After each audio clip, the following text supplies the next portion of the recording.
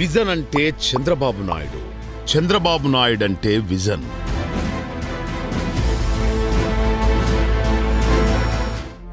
ఒక వ్యక్తి తన కోసం, తన ఇంటి కోసం, తన కుటుంబం కోసం మహా అయితే సంవత్సరం లేదా 2 సంవత్సరాలు ప్రణాళిక చేయగలడు. కానీ తన వారి కోసం కాకుండా తన రాష్ట్ర అభివృద్ధి కోసం, తన ప్రజల కోసం, తన ప్రజల భవిష్యత్తు కోసం, దారిద్ర్య రేఖ దిగువ ఉన్న పేదవారి కోసం బహుకాల ప్రణాళికలు చేయగలిగిన ఏకైక మహా వ్యక్తి శ్రీ నారా చంద్రబాబు నాయుడు గారు.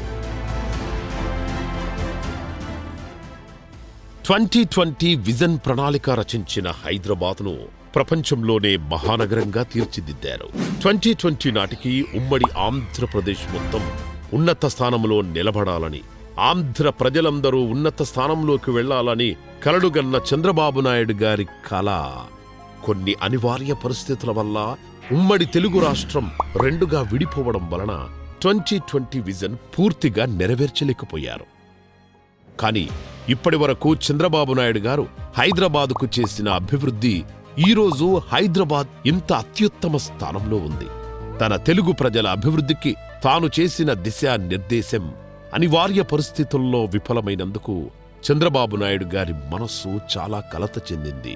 2014-19 5 సంవత్సరాలు ఆంధ్ర రాష్ట్రానికి ముఖ్యమంత్రిగా ఉన్నా కూడా రాష్ట్ర విభజన వలన కొత్త రాష్ట్రానికి నిధులు లేక కొత్త రాష్ట్రం నిర్మాణంలో తన మునకలై కూడా ఆంధ్ర రాష్ట్రాన్ని అభివృద్ధి వైపు నడిపించారు. కానీ 2019 నుంచి 2024 వరకు వచ్చిన ప్రభుత్వం రాష్ట్ర అభివృద్ధిని, రాష్ట్ర ప్రజల భవిష్యత్తును సర్వనాశనం చేసింది.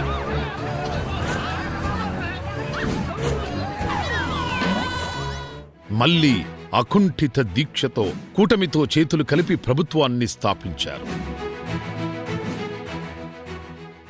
ఇంకా ఒక్క నిమిషం కూడా ఆలస్యం చేయకుండా ఆంధ్ర ప్రజల అభివృద్ధి వైపు అడుగులు వేయాలి, ఆంధ్ర ప్రజలు ఉన్నత స్థానంలో ఉండాలి అన్న ఏకైక లక్ష్యంతో ఇప్పుడు ప్రభుత్వం ప్రవేశపెట్టిన వికసిత్ భారత్ కి అనుసంధానంగా స్వర్ణాంధ్ర 2047 ప్రణాళిక ప్రవేశపెట్టారు. 2047 నాటికి తెలుగు ప్రజలు ప్రపంచంలో ఉన్నత స్థానంలో ఉండాలన్న ఏకైక సంకల్పంతో ఈ స్వర్ణాంధ్ర 2047 విజన్ ప్రవేశపెట్టారు. ఈ స్వర్ణాంధ్ర 2047 విజన్ గురించి ఒక ఇంటర్వ్యూలో నారా చంద్రబాబు నాయుడు గారు మాట్లాడుతూ 2047లో 100 సంవత్సరాల స్వాతంత్ర దిన వేడుకల్ని మనం జరుపుకోబోతున్నాం. ఒక భారతదేశంలోనే కాకుండా ప్రపంచమంతా ఇండియన్స్ ఎండిపోయారు. ఇందులో తెలుగుదేశం పార్టీ రిప్రజెంట్ చేసేది తెలుగు జాతిని.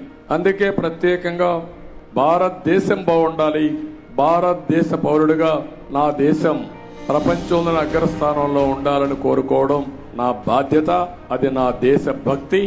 ఎవ్వరు కూడా దీన్ని సంకేతించడానికి వీలు లేదు. మనందరం కూడా దేశ భక్తితో ముందుకు పోవాల్సిన బాధ్యత ప్రతి ఒక్కరిపైన ఉందని చెప్పి తెలియజేస్తున్నా. అదే సమయంలో తెలుగు జాతి ముందుండాలి, అగ్రస్థానంలో ఉండాలి. ఈ దేశ అభివృద్ధిని చేయడంలో ప్రథమ స్థానంలో తెలుగు జాతి ఉండాలనేది నా కోరిక. అందుకే తెలుగు వారిని కూడా పెట్టాను. స్వర్ణాంధ్ర 2047 విజన్ కోసం 10 సూత్రాలతో కూడిన ప్రణాళిక రచించారు శ్రీ నారా చంద్రబాబు నాయుడు గారు.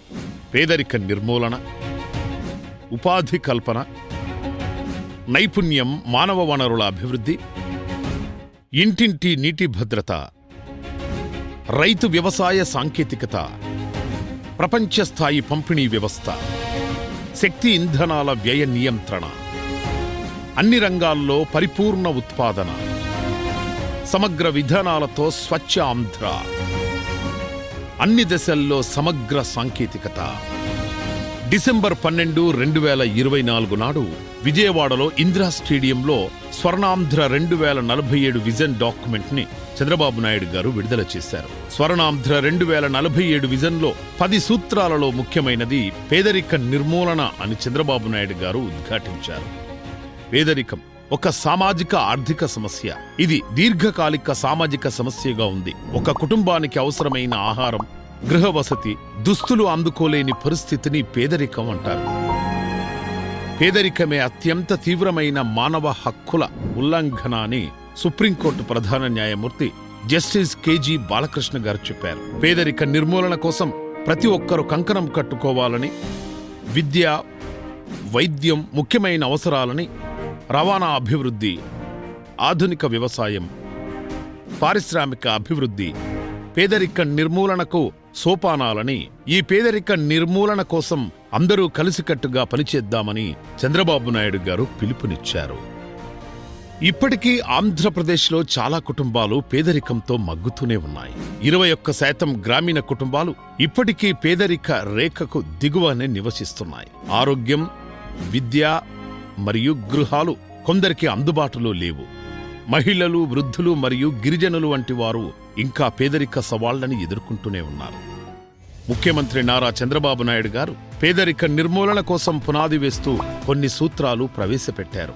P4 public private people partnership, సాంకేతిక ద్వారా పౌరులను శక్తివంతం చేయటం. నారా చంద్రబాబు నాయుడు గారు పేదరిక నిర్మూలన కోసం కొన్ని ప్రధాన కార్యక్రమాలు ప్రారంభించారు.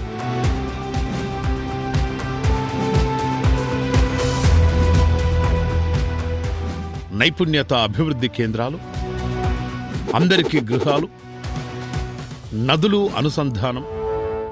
చంద్రబాబు నాయుడు గారు స్వర్ణాంధ్ర విజన్ 2047 కోసం కొన్ని ప్రధాన వ్యూహాలు రచించారు.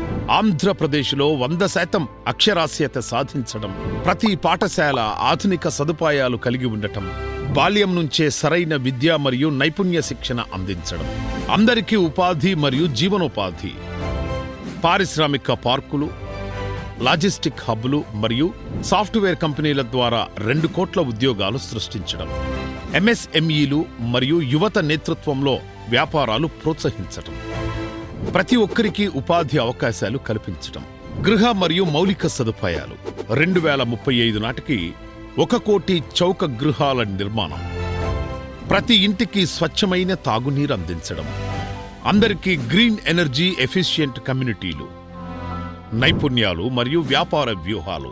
2030 నాటికి 5 నైపుణ్య కేంద్రాలు ప్రారంభించడం, ఒక కుటుంబం ఒక వ్యాపార యజమాని లక్ష్యం ద్వారా గ్రామీణ వ్యాపారాలు వృద్ధి చేయడం, ప్రతి ఒక్కరికి సంక్షేమం అందించడం. 2047 నాటికి గిరిజన ప్రాంతాలు మరియు మహిళలను కూడా దారిద్ర్య రహిత సమాజంలో భాగస్వామ్యం చెయ్యడమే లక్ష్యంగా నారా చంద్రబాబు నాయుడు గారు స్వర్ణాంధ్ర 2047 విజన్ డాక్యుమెంటరీని విడుదల చేస్తూ, ఈరోజు చాలా హిస్టారికల్ డే, చరిత్రలో చిరస్థాయిగా మిగిలిపోయే రోజుది. ఎవరైనా 100 సంవత్సరాల స్వాతంత్ర దిన వేడుకలు మనం జరుపుకోబోతున్నాం. తెలుగువారు ఇంత అభివృద్ధిలో ఎలా ఉన్నారని ఆలోచిస్తే ఆ రోజు ప్రారంభించిన ఆ విజన్ ఫలితమే ఈ అభివృద్ధి అని చెప్పుకోవాలి. దాని ప్రభావంతో ఈ రోజు నేను ఈ స్థాయికి వచ్చాను అని గర్వంగా చెప్పుకోవాలి. ప్రపంచంలోనే తెలుగు జాతి నెంబర్ 1 స్థానంలో ఉండాలని ఈ ప్రభుత్వం యొక్క సంకల్పం. ప్రపంచానికి తెలుగుడు సత్తా ఏమిటో చూపించాలని అప్పుడే ఆ రోజే నందమూరి తారక రామారావు గారి ఆత్మకి శాంతి కలుగుతుంది. ప్రజలందరూ పేదరిక నిర్మూలనకి కృషి చేసి స్వర్ణాంధ్ర 2047 విజన్కి న్యాయం చేయాలి.